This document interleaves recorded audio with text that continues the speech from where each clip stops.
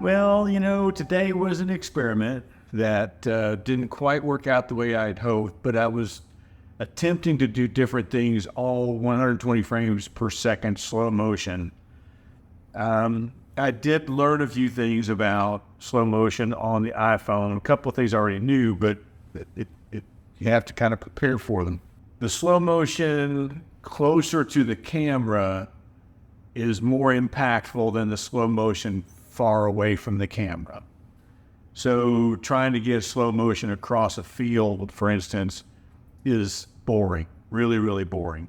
Getting slow motion within 30 feet of the camera, that's a little more. And I think on some of those shots, if I had put the lens on the 1/2 lens and set the tripod on the ground looking up to give it a more epic view, it would have been much better. If I had been taking a video of myself, for instance, I probably would have walked directly at the camera and then stepped over the camera. That would have been very dramatic, I think.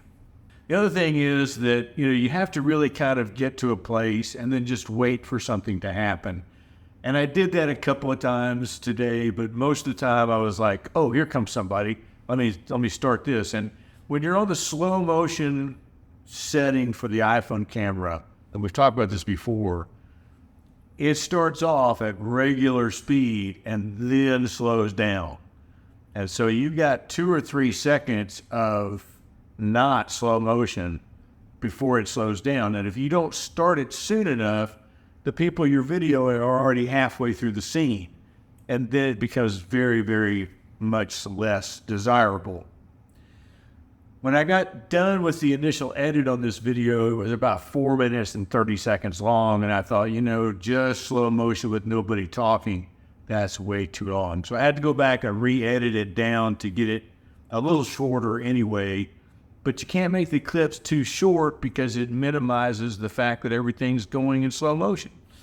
But anyway, it was an experiment to try to give a feel for a lazy day at the park. That was the feel I was going for. Not sure I got there. Let me know what you think in the comments. Are there particular shots you like better than others? Are there some that just didn't work for you at all?